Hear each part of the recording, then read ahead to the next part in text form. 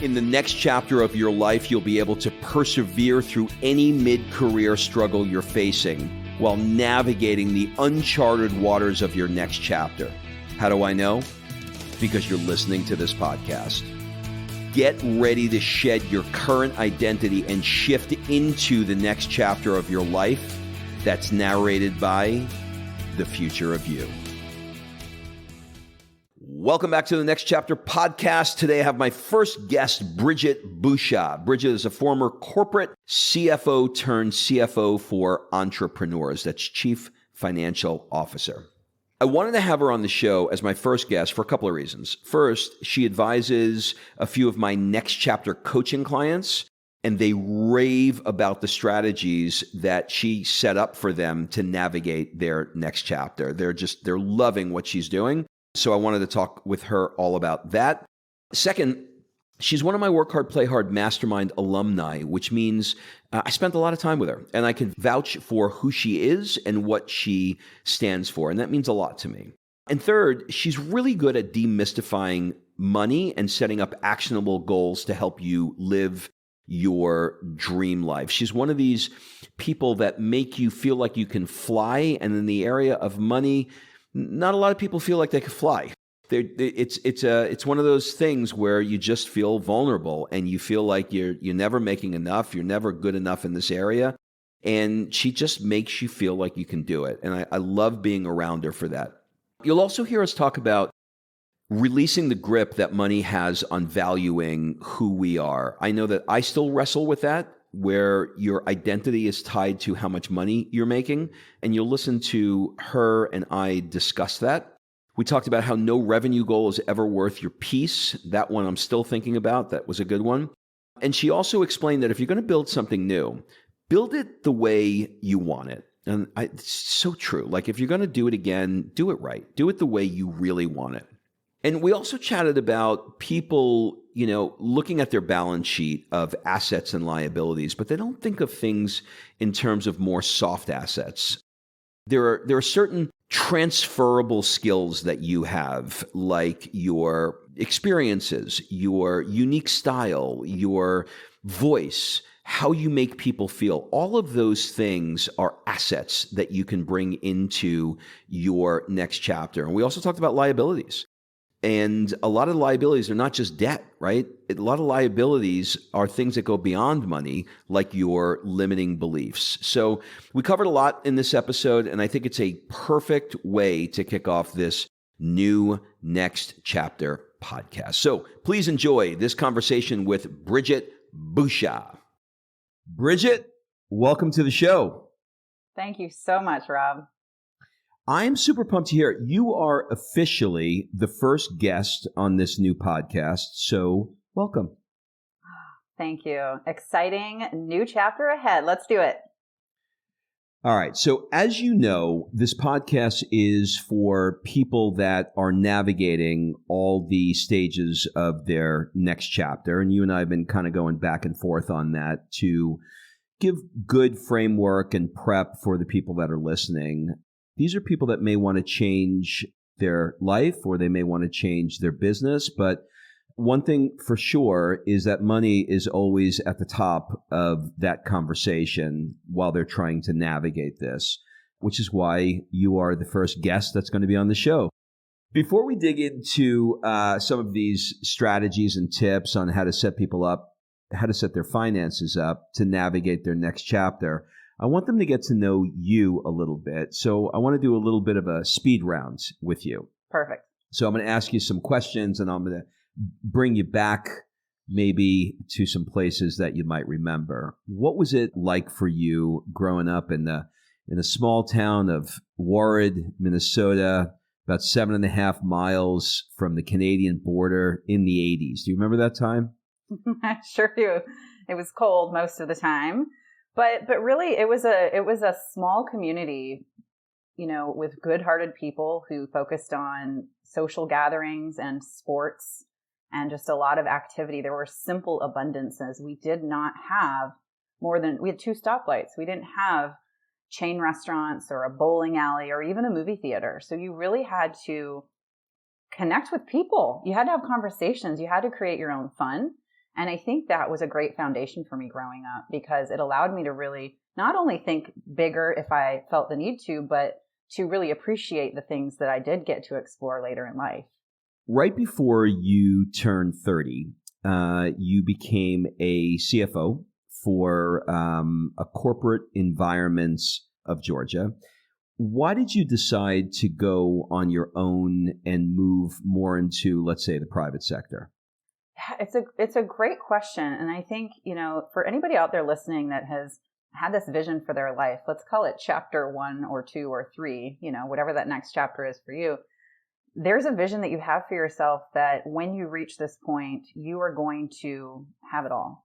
And so I decided that the whisper that was inside of me was worth listening to, and it just kept getting louder. It wasn't going away. And I wasn't even sure what my next move was. So very untraditionally, I decided to resign from corporate actually 3 different times before it stuck, and go out and explore. I had no idea what that was going to look like. This was not a popular decision. I didn't have a job when I left my, multi-6, figure salary, stability, benefits, all of those things. It was very scary, but it was actually something that never felt more like me. And so exploring that side of me was just the beginning. There were so many things that have come in the last 6 years, almost 7 years since I left. But I would say, to boil it down, it was curiosity. It was basically saying, like, what the hell is this unlived life inside of me? And I will just be damned if I don't explore it. And now I know there was a disconnect. There was lack of alignment. There was a soul searching inside of me that I had yet to explore. I was very externally validated, had no idea what would happen when I left. And when I left, I realized that my success and my identity was completely tied to that role, completely tied to that like young female prodigy, milestone that I had. And when I was left on my own, I was a puddle. I was really trying to figure out, oh my gosh, how the hell did my confidence go with that decision that I decided to make? So the transition for me was really very internal. And then the journey after that to follow has gotten me to this point of a lot of self-discovery, a lot of buildup of how I want to do what I can do best in the way that feels most authentic to me. So curiosity, self-discovery, and a whole lot of resilience. When you say external validation, I want to talk about that a little bit, because I think even myself, to be honest, I really battle with that. When I am around really successful people economically, there is a piece of me that feels, if I'm honest, I don't know how else to put it, like a lower self-worth when I'm not matching them economically. But the older I get, the less that has a grip on me the way it used to have when I was younger. So talk a little bit more about external validation and how perhaps you counsel people on not tying their self-worth with how much money they make, but perhaps tying it in a different way. I don't want to put words in your mouth, but tell me your thoughts on it. Yeah, what I realized, a couple things. First of all, there is absolutely no revenue or income goal that is worth your peace. It's just not. Just repeat that time and time again. I've been caught up in it. Rob was just saying how he's been caught up in it. Oh, I want to hit the 7-figure. I want to hit this. There is literally no revenue goal that is worth your peace. Okay. You've got to determine what that lifestyle and what that number is for you. The second thing that I will say is external validation can only result in short-term significance. Period. So you want to play the long game, you've got to figure out how to self-motivate, self-validate. There was a time in my career, especially right after I left, where, I mentioned I was, going through just a bunch of emotions. I was nobody's boss. I was nobody's mother. I just didn't even know where I fit. And the reality is, I had to figure out what made me me and how to be by myself and not listen to some voices of doubt and fear and shame and say, holy shit, this is a new space for me. If I'm going to creatively deconstruct my life, I better build it back the way that I want it.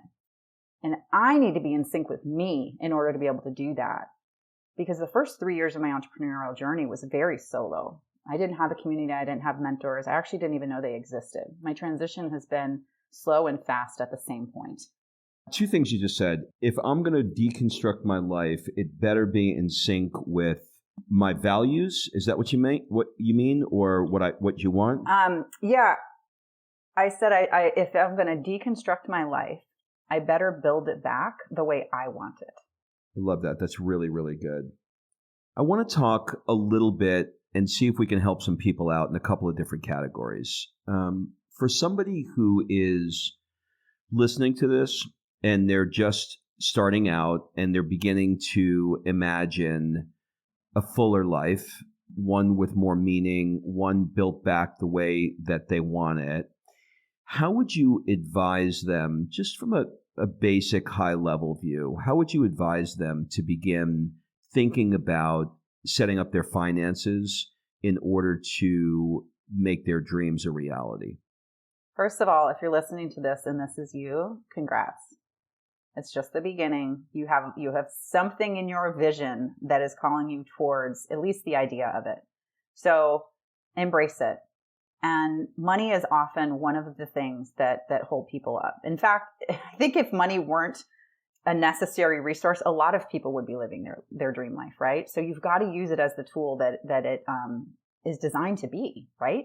So if you're thinking about this and you're like, okay, where do I even start? You've got to figure out, like with many things and many changes that we do, we need to understand our starting point. And money is not the only resource, but we're going to focus a lot on that here, and then also what contribute to it. So you have to understand your starting point. If you're sitting there and you are working for somebody else, or you have started your entrepreneurial journey and you're envisioning this lifestyle, what are your assets? And I'm going to use that in a traditional and a non-traditional term. Assets are going to be things like how much cash you have, right? Do you have property?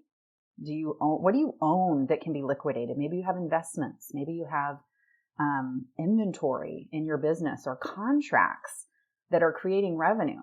So there's traditional assets. You have to understand what you own, because that can be translated. And I'll give you an idea of how that's going to look as we move through this. But assets are all of those things that are going to help you narrow the gap between where you are and where you want to be. But the most important asset that I want you to look at, maybe from the untraditional standpoint, is what is your skill set? What's your passion? What's your experience?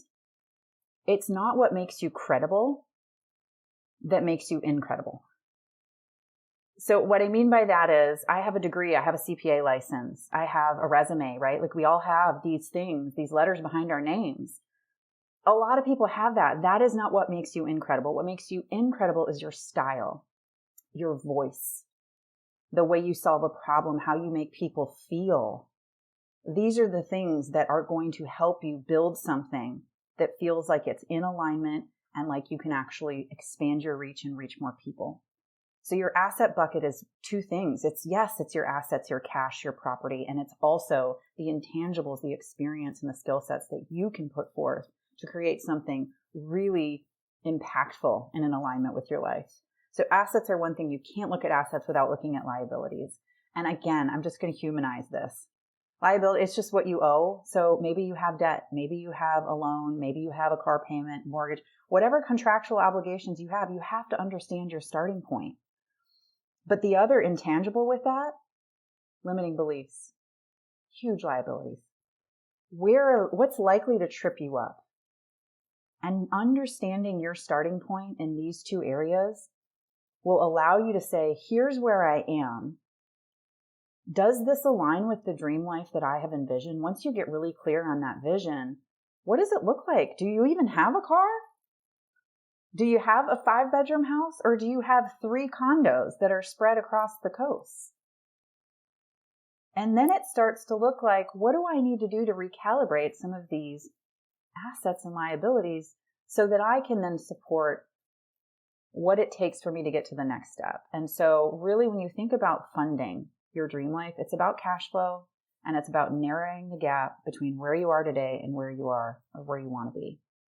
Let me jump in here because I know a lot of people listening to this are following our journey here living in Italy. And you just said a few things that I really want to highlight that I hadn't really thought about.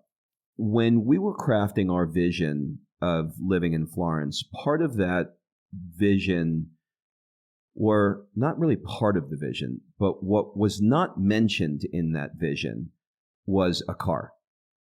And I had no desire for, I had a 911 Porsche for years, and honestly, my back hurt every time I got out of that thing. But it was not there. Like it wasn't part of this next chapter for me, right? So that was not an issue that needed to be put into factoring that. That's one. Two is we moved to a place for culture and art, etc. And we can't really spend more than $70 or $80 when we go out to dinner with a bottle of wine, from wine to tiramisu. Like we can't spend that money.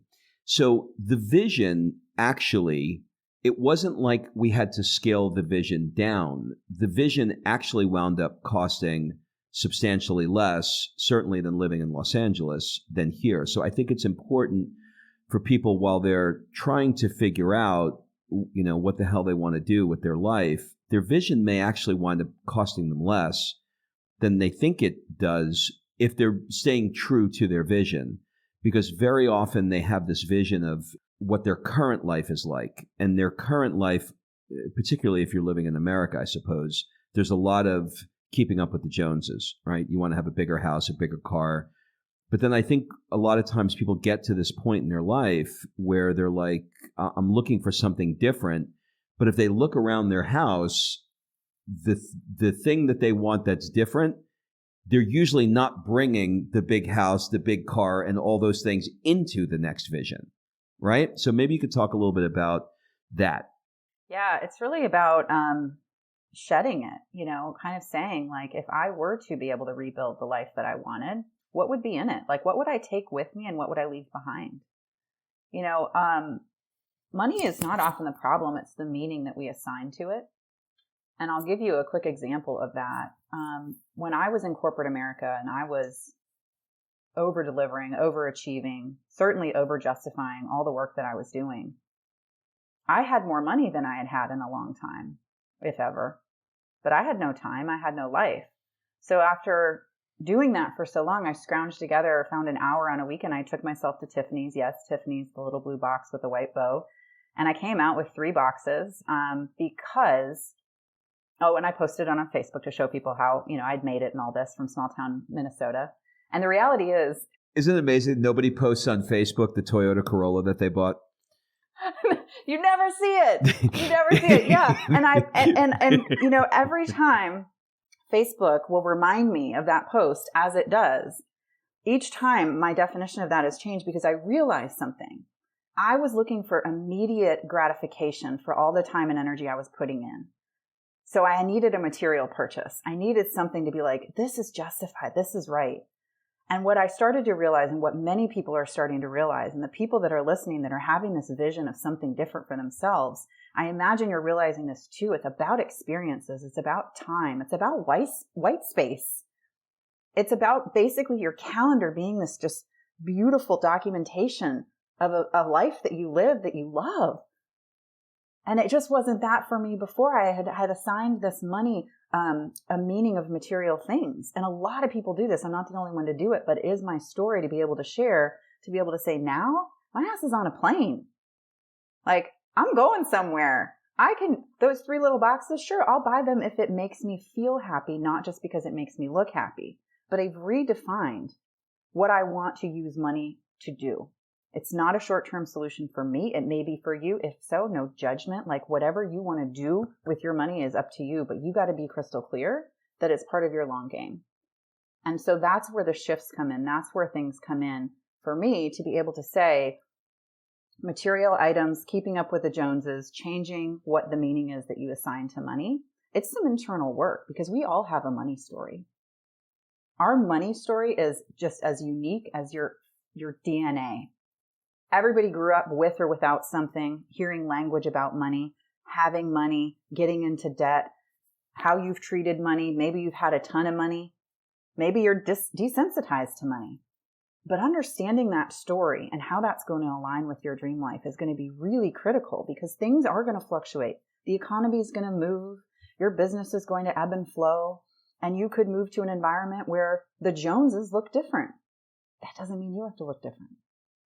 Do you think that these changes that you see people making in their life, do you think that this is an age-related thing? There's two things that have occurred to me, which frankly is one of the reasons why I started this podcast. I don't know if it's a product of my age, but I'm curious to know what your thoughts are.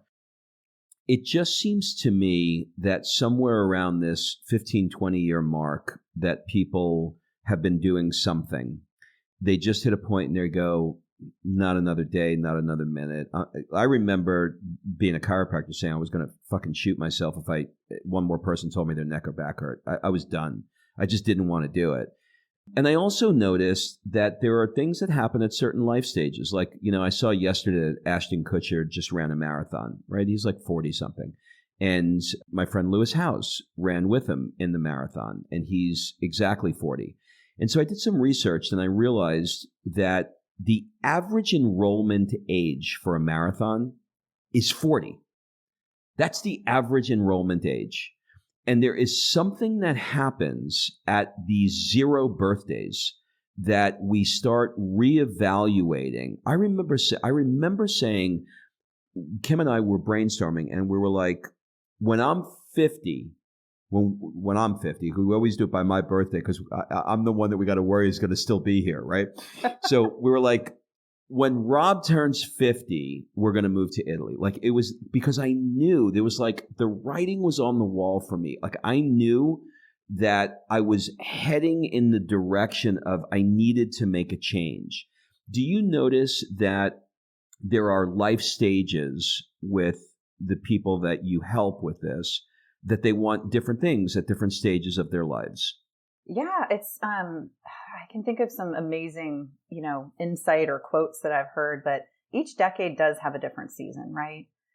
You think at 20, you've got, the world is your oyster and you're trying to make it, and you're kind of living, in my opinion, at least for me, was by somebody else's definition of success in a lot of ways. Certainly there are earlier entrepreneurs than that, but that was my story. And then in your 30s, you're in a different season of kind of shedding some of the judgment and the doubt, and I'm living for myself, and I'm making more money. So how do I use it?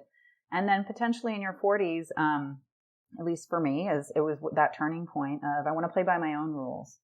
Maybe, I've been doing this for so long, and maybe it's not serving me in the way that I thought. I heard a great quote, and I don't remember where it was. God, it could have been on your podcast. Tell me if it was. But it was a quote that basically said, when I was 20, I wanted to be a millionaire. And when I was a millionaire, I wanted to be 20. I fucking love it. That's good. Right? That's really and I good. think we probably shift into something like our gears. It's so good. I wish I could tell you who said it, but let's just put it out. I'm sure somebody, it'll resonate with so many people, because it's about that making money the meaning versus time and experience. And I think that's an important shift. So whenever that happens, whether it's the 40 mark or the 30 mark or whatever that is for you, there is a shift that happens, and you start to think differently. And one of the things, of course, in the last couple of years is we've gone through some unprecedented times in our lifetime, economically, socially, all these things. And for me, as tragic as some of those, things were, it was a gift to me in so many ways, because I just created a lot more simple abundances. I shed a bunch of shit I didn't want to be doing. Mm-hmm. And I was really protective of my time and my money after that period, as were a lot of people. I coached a lot of people during that period to say, we just went on an elimination diet, y'all. Time and money. Be really intentional about what you add back, because you're not going to be able to easily shed that shit again. So really think about how you want to come back into the new normal, or whatever you want to call it. But yeah, there's a shift, and it doesn't have to be an age. It can be something like we just went through. All right. I want to take this next group of people who are considering making a move into a new chapter towards their dream life. and see if we can help them with the finances as it relates to this. So let's take this next group of people who have clarity on what they want to do with their life and maybe with their business, but they don't know how to keep the income going in one timeline and while they're keeping the income going on this new timeline. I remember for me, it was a challenge as a chiropractor. I was like, I'm making good money. I was in the city you live in right now in Atlanta, and it was not that hard, like Atlanta's a great town. We lived in Buckhead right in the center of the city, and all the restaurants were right outside our door, and I made plenty of money, but I was like complacent. I was bored. I wanted to do something different. I had this vision for something new. And this new idea of what I wanted to do, I was at ground zero. I had no income, and I was like sitting my ass on two horses trying to like make this thing happen and like, keep this other thing going. How do you advise people that are straddling two worlds? Yeah, this is also an interesting part of the journey, and there's a lot of benefit. And I know it may not feel like it because you do feel like you're straddling and struggling and trying to keep one foot in, keep afloat. But the reality is, whatever you're doing for your income that you will ultimately exit, I mean, I think when you see it, you can't unsee it, is actually funding the exploration of this dream. And everything primes you for the next step. So while when I see Rob, he doesn't say, I'm going to adjust your neck because your neck's out of whack. Something about that experience and that journey for Rob primed him for what he's doing now. Business experience, communication, learning how to be a business owner, all of those things come with you. So if you're in that position where you're straddling, ring out that experience. Be really protective of that cash flow that you have in because it's going to be put to a greater good, even if you haven't quite taken the step yet. And while you're doing that, figure out what that gift is to the world. What problems are you solving? What are the demands out there? That asset bucket that I talked about, that skill set, where are you going to put that to use? Where can you generate revenue the quickest? Where can you get that momentum going so that you can start to recalibrate the buckets? Revenue generation is the number one place where I feel like entrepreneurs, in my experience, don't prioritize highly enough. We can stick our heads in the sand and we can do some things on the back end and we can like quote unquote look like we have a business, a website, a social media or whatnot. But I would rather have a business than look like I have a business. And the difference is this: revenue, paying clients. So as long as you're in that position where you're keeping the lights on, you've got a plan that is happening. How do you dabble over here with those skill sets and start to generate revenue so that you can build that machine? Because what I say, it's cash flow and it's narrowing the gap. And it's all going to start with generating revenue. It will grow from there, but you've got to get social proof. You are just one client or one sale away from confidence. I remember being in this situation where, I've done, I think the mastermind that you were on with me in Capri, I think that was maybe my 8th or 9th one that I've done. But I remember the first one. And I remember I was a chiropractor. And I remember being in the x-ray room on the phone, enrolling maybe my first or second person into the mastermind while I was developing x-rays. I had my staff knocking on the door saying, what the hell are you doing in there? We're backing up and this lady is in pain waiting for you. And I'm, literally selling the mastermind to somebody on the telephone. Talk about sitting your ass on two horses, right? So revenue was key, but what it did do was it gave me, this was a big piece that I unlocked actually recently. Even though I was miserable in the chiropractic piece of it, as I started getting revenue coming in with the new thing, it made me hate less what I was doing because it gave me some not social proof, but it gave me proof that this new thing is going to work and I'm making progress and I'm on my way to something new. And that felt really good. So I want people to know that there is a bit of discomfort that I suppose you go through while you're in one thing and in the other. But to your point, the revenue piece is the thing that separated it from it being a dream to being something that, oh, I think I could do this. I think I can make this thing work. But focusing on the revenue and not, the blue Lambo in the Instagram post because you want people to perceive that this new identity you have, you know what I mean, is important. It makes it real. It makes it feel possible. There's nothing worse in any area of your life than feeling stuck. And so even being in pursuit of a new goal is exciting. And pursuit doesn't mean you got to go from A to Z, go from A to B. Just take the next best step towards narrowing that gap and your whole energy will change. I can assure you, I've been stuck. I've been moving. I've been stuck again. I've been moving again. And I can tell you without a doubt, you just got to wiggle yourself loose and take that next best step. Yeah, you're right. Because, you've been talking about closing the gap, right? So you're like here and I'm using my hand is up on the left. My other hand is up on the right. You're here. You want to get here. There's a big space in between both of these things. And just going A to B, you don't have to go A to Z. Just going A to B will actually make a huge difference. And I think maybe we can talk a little bit about milestones. I'm assuming that with your clients that you set maybe some mini goals or some milestones that are achievable. It wasn't quick for us. It wasn't like we had this idea that we were just going to pack up the family and move to Italy. It was a slow process. Like it took time. I mean, knowing what I know now, I could have done it in 90% less time. But I had to walk into walls to figure it out. And frankly, overcome the thing that you said right at the beginning, which was the liabilities. And they were mental liabilities. They were the limiting belief stuff was actually more of the liabilities that I had than the traditional liabilities from a financial perspective you think about. So maybe you could talk about milestones a little bit. Yeah. Oh, you guys, this is great. I call them snack size strategies. You want to create momentum. And the way to create momentum is to have these quick wins, is to have these things.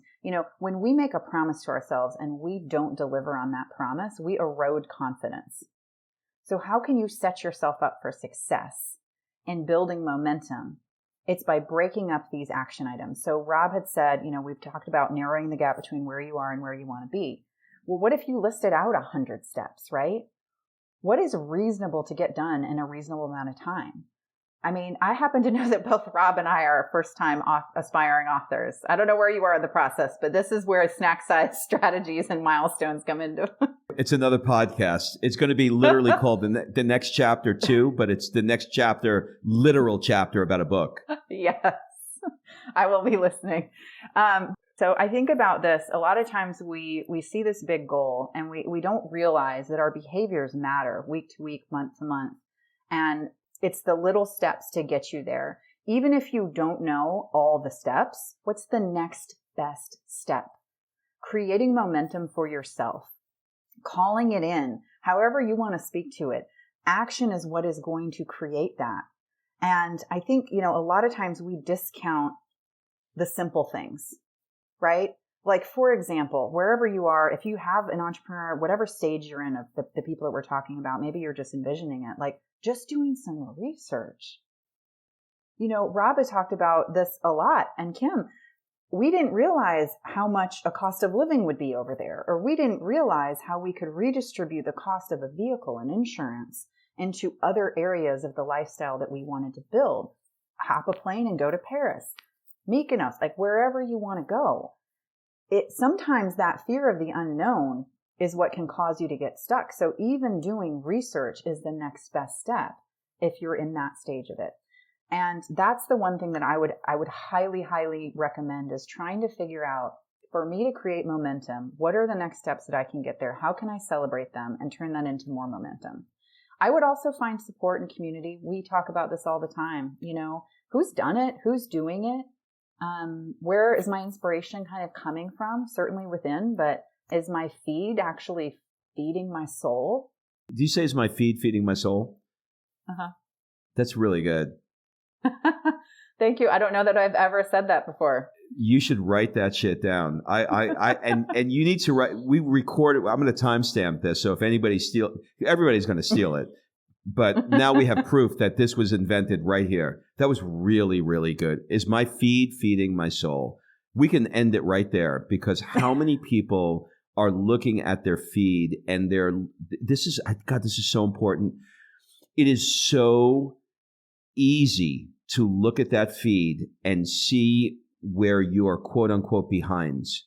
But half of that shit you just don't even fucking want. It's like like you just feel like you should have it because everybody else is doing it, but you really don't even want it. You know what I mean? Yep. Like that's alluring. That's a dopamine hit. That's a keeping up with the Joneses thing, and getting really clear on what your vision is for you. Frankly, I'll tell you something interesting. What you just said a minute ago is your feed feeding your soul. When I think about that, my algorithm living here has changed because my interests have changed. And I will get some random comments from people talking about things that I don't even know are existing in the world anymore. It's kind of like, when you get old enough and like somebody's telling you about, some 20-year-old movie star, and you're like, I don't even know who that person is. Do you know what I mean? Like it's starting to get that way because I am intentionally protecting my feed to protect my soul, but I'm not even realizing that I'm doing it. So that's so good, so important. Mm-hmm. Yeah, there's a lot of things that we have 4 in my what I do, but it applies to everybody. 4 resources we need to protect. We need to optimize, and it's time, it's people, it's money, and it's energy. Time, people, money, and energy. This goes for anybody in life, whether you are the CEO of your own household or the CEO of a business. These resources optimized will help you get to that next level.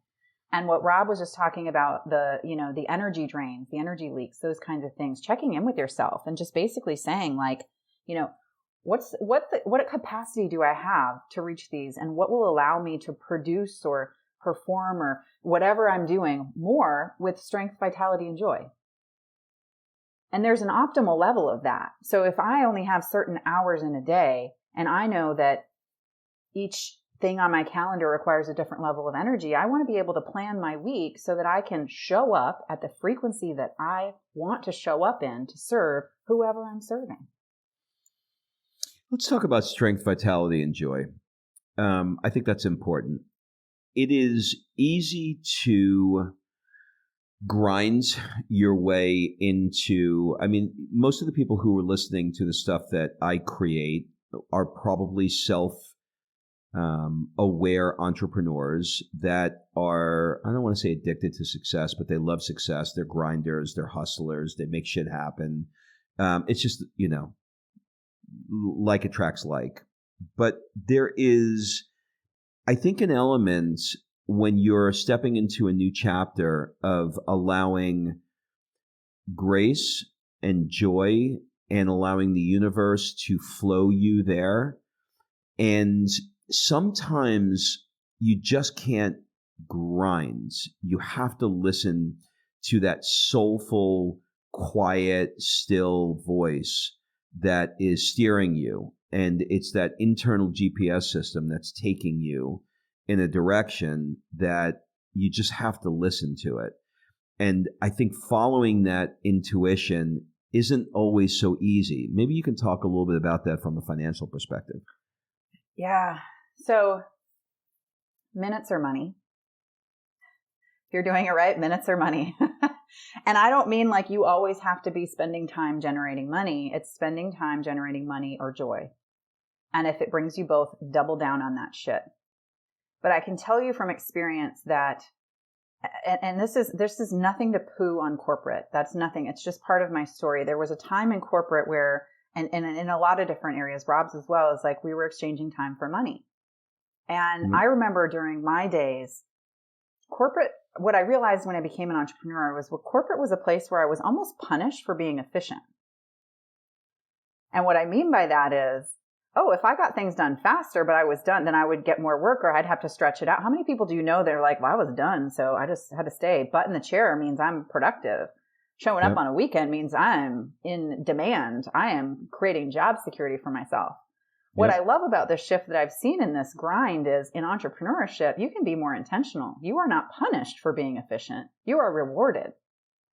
And I'll tell you, one of the biggest things that I coach people on as being a CFO for entrepreneurs is, oh, well, pricing, worthiness, what do I charge? It doesn't take me as long to do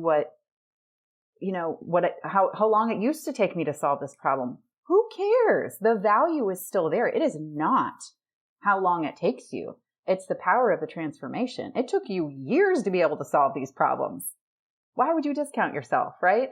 So efficiency isn't it's not a line item on a P&L, but it's there. And so that grind, it's got to be relative to what you're actually doing. There are seasons of business. When you're starting out, you're the only one. You got to wear a lot of hats. You got to be uncomfortable. You got to do all these things. But eventually you want to work yourself out of being the solo job, to a business owner where you've got a machine, systems, support, the things in place to be able to scale so you don't burn out. So I think that's probably a lot of what Rob was talking about earlier in the episode of, that point in time where you realize there's a shift, there's a burnout point. And it's up to us to be able to say, how do we redefine that? What does that look like for us now? And how do we use our resources to be able to bring this next chapter into fruition? Right? And that's time, people, money, and energy. That's great. In the last example, let's take somebody who maybe has a couple of $100,000 in the bank, and it's all they got, and they're afraid of leaving it, losing it, and they're terrified of stepping into this next world that they want. Because they're afraid it's just going to all evaporate. It's going to all go away. How do you advise people who are holding on to something, frankly, out of fear, that, maybe they still have kids at home, or, they're concerned that, the new venture is not going to work out the way that they thought it was, or, there's so many unknowns that they keep the devil that they know, so that they don't step into the devil that they don't know. I'm reading The Big Leap right now. The upper limit, the Hendricks. leap, all that. Yes. Oh, I'm like nodding as I read it. But it's very common. So you're talking actually to the clients that I work with. They're multi-6 to early 7-figure business owners. They've had some success. They also have obligations. They're trying to figure out, what do they do from here? And a lot of what I will tell you, especially from the financial side, because this is a money episode, regardless of everything we've talked about, every decision you make in your business has a financial impact. Every single one. And so the tip I'm going to give you, business owners who have kind of been on this road where Rob said, is you need the proper financial success team in place. And I'm going to tell you exactly what those components are, because people get confused oftentimes, and it's not up to me to confuse you. It's up to me to actually communicate and educate you about this. Everybody says there's an accountant, and that means there's just an accountant, right? But there's a financial advisor who helps with your investments. What are your long-term goals? They will help you make decisions to reverse engineer what your ultimate financial plan is into your actionable steps today. That's on the personal side. And then you've got your CFO, like me, who helps optimize your business so your business can fund your personal life. And then you can go ahead and figure out how to create that life. And then you've got a CPA, a certified public accountant, who does your tax filing and strategy so you don't have to give it all away to the government. There's a lot of decisions that are made financially where you might be leaving money on the table or paying too much. And then finally, a bookkeeper or somebody operationally that handles your day-to-day so you can go out and generate more revenue, be in your zone of genius. So there's 4 people. And depending on the stage of business you're in, those advisors work together. So that we're not trying to make you an accountant. You got bigger things to do. You're an entrepreneur. You got purpose. You got mission. You're excited about things. You do not need to do your numbers. You need to know your numbers. And a financial success team like that would be the vehicle that will help you get to the next level. Okay? Numbers bring it to life. It's like a monetary vision board. I love that. That was really good. I have two more questions. Let me say this just at the onset. I was really calculating and thought long and hard about who I wanted the first guest to be on this show. And it's interesting because my last podcast that we did 500 episodes, I did the same. I thought long and hard about who it was. And that first guest was my friend Darren, who you met on our mastermind trip. And because I'm a little bit romantic in this regard, because I think it matters. And I think that the advice that you gave here today is so useful for three reasons. One, you're really good at what you do.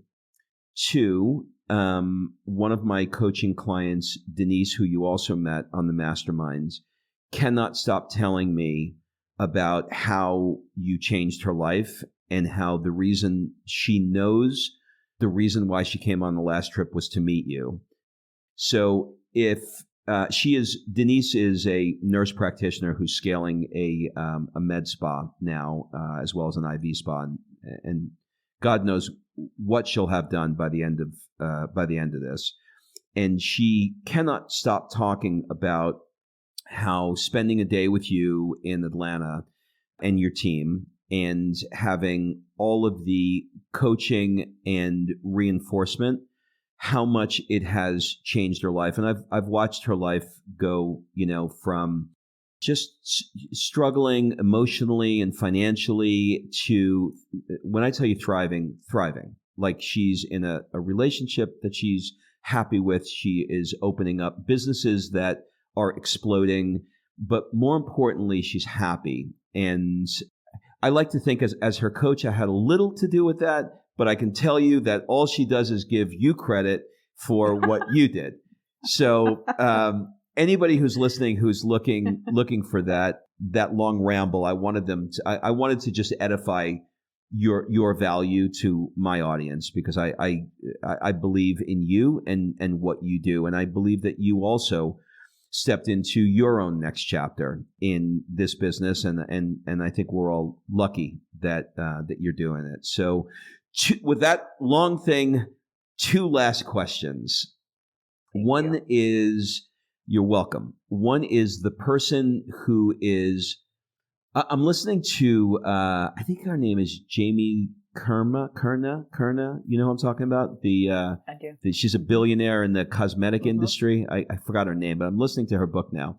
And it's a little girl, to be honest. It's a little makeup-y. But she talks about how when she goes to the bank, she didn't, not anymore, but when she used to go to the bank and get the ATM receipt, she would say no receipt because she didn't want to look at the balance. And there's a lot of people that are in this stage right now where they're terrified of money, and they're terrified of, they feel like they'd rather go topless than show you their bank balances, their debt, and they're terrified. So how do you get somebody who wants help from you, but is just terrified to open the kimono? Absolutely. It's a very common thing. And Amanda, my business partner, likes to say, I dare you to shock us. We have worked with so many entrepreneurs, and we have seen pretty much all of it, right? What I have to tell people often is money's not going anywhere, thankfully. And money's renewable, but time is not. So spending the time now to improve your relationship with your money and understand that starting point that I talked about earlier will pay you back for years to come. And I always tell people there's this fear, like money kind of has this, like it evokes emotion in people of fear and shame. And I exist to shift the conversation to one that represents potential and possibility. You've got to peek behind the curtain. You got to look the money monster in the face, and you have to then make her prettier over time. But you can't edit something if you're not looking at it. You just can't. And so that's why I think it's really important for everybody to understand where am I starting from? What is my money story? What are my hangups? And what steps can I take? What advisement can I take? One of my favorite things to do was what you alluded to with Denise. Amanda and I, my business partner, we pluck people out of their environment. We put them in a safe space to dream, to think, to shed those layers. I tell Lori as well, I was like, it's like you feel like you're just standing in your skivvies, right? Oh my gosh, everybody's looking at all my money stories and all these decisions I make, and my worst nightmares are coming true. But then what happens inevitably as you start to get more confidence in your numbers of where you are and the actions you're taking, you're no longer standing in your skivvies. You're like, let's fucking go streaking. Like, this is happening. I feel empowered by my numbers. I actually understand that the numbers are just the results of my activities. So if I change my activities, I change my results. It's really good. Last question. What would you like to ask me? We'll change it up. Ooh. You know, I think the audience would like to hear this as well. And even if, I know I do. So when you think about everything that you've done in the last few years, you alluded to it a little bit before, but I want to hear it in these terms. How has your relationship with money changed since you started creating your dream life? Here's how I would answer that. Many people don't give a lot of consideration to where they are going to do what it is that they want to do. For example, living in LA, surrounded by LA, it made me want to keep up with the Joneses. Living here in Italy, many of my friends are worth 10x or 100x what my friends were in Italy. Nobody is talking about business. Nobody is talking about the new Porsche that they bought. Nobody is trying to impress you in any way at all. They own the rolling hills right outside my window here. They own horses in the rolling hills of Tuscany. You get the idea. They're wealthy families. Money isn't discussed. What is discussed is who you are, what you value, what is important to you, where you stand, or how you think about art and literature and culture. And so for me, living in America, money was a very flashy thing. It was a very car thing, a very house thing, a very look at me kind of thing. That is not the case here. It's not that money is no less important. It's that it is viewed as an energy to have perhaps different things in your life. Maybe you bought a vineyard as an example, but it's not a look at me, I bought a vineyard thing. So for me, I'm letting go of the identity that money is my value. And I'm okay because here's the thing. Nobody gives a shit here about how much money I have. They just don't care. It's just not a thing. Like, it is just, nobody cares about what car I pull up in. They really don't. They're more interested in things of substance, things of value. And perhaps it's the fact that the country's 2,000 years old and they're over it. I don't know. Do you know what I mean? It makes a lot of sense. And I want people to really anchor that in, because your relationship with money can and should change over time. And if you have a relationship with money that you feel really in alignment with, then own it. That's fine. We're not here to change it. We're just here to say, have you thought about it lately? Does it serve you? Is it going to help you build your dream life? We all have one. Maybe you're living it. Maybe you're thinking about it. Maybe you're on the way. I'm on the way. Like, that is, it's in process. And Rob, I love that you just changed your language of I've let go of to I'm letting go of. Yeah. It's a process. It's that pursuit that we're talking about. It is. It really is. It really is a process. And you know how I know? As I am evolving into more meaning by stepping into this next chapter, I'm starting to see things in my old chapter that just seem silly. Do you know what I mean? Like, I am looking at things and I'm looking at somebody flash a new whatever on Instagram, And I'm like going, oh God, this is like, it's not even, it's like, it's becoming gross for me. Do you know what I mean? Like I'm looking at it, I'm going, really? At your age? Like this is what we're doing? Do you know what I'm saying? Like it's just, it's become silly. Not that I'm just become holier than thou. It's just that I shifted into things that I'm more interested in olive oil and gelato right now. You know what I mean? Yes, absolutely. Everything's a mirror, right? You see something on a feed or something. It's a mirror to say, hey, is that something that I did do or no longer do? And that's great. Yeah, I love that. All right. So who is, as we wrap up, for somebody that's listening and saying, I love Bridgette, Rob, like you do. I want to hire her. I want to, think about talking to her, and, I want to begin the process. Who is an ideal client for you? Mm-hmm. Yeah. So ideal clients are business owners who are generating revenue. So I would say multi-6 to early 7-figure entrepreneurs who are at the point in their business where they're actually realizing the business is becoming bigger than them. That's how you know you need a CFO. And what I mean by that is you're starting to hire, you're starting to make bigger investments, you're starting to think long term. That's when you need the advisement. And I'll tell you one thing that people ask me all the time, do you have a specific industry? And the reality is no, it's about the qualities of a business owner. The beauty of being an entrepreneur is you get to work with people you like to work with. And my big thing is you have to be on a journey. You got to be on a personal development journey. You have to be coachable. You have to be really mission driven and heart centered. I don't give a shit about your industry. I want to help support your mission. So I work with startups, product-based, capital raise. I work with service-based industries, all kinds. And it's really, and anywhere in the US, actually. I'm located here in Atlanta, but Amanda, my business partner, and I travel. We do some virtual sessions.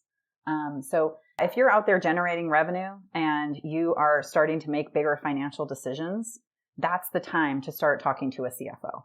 I love it. On that note, I'm going to wrap this podcast up. Thank you so much for being the first guest on the show. Thank you. So excited, Rob. Congrats on your next chapter. I'm watching. You're welcome. Become part of my inner circle and unlock uncensored, deeper, more personal content that will help you design your dream life and effortlessly navigate your next chapter. Click the Patreon link below for instant access to our premium community and get exclusive content and monthly live workshops and coaching.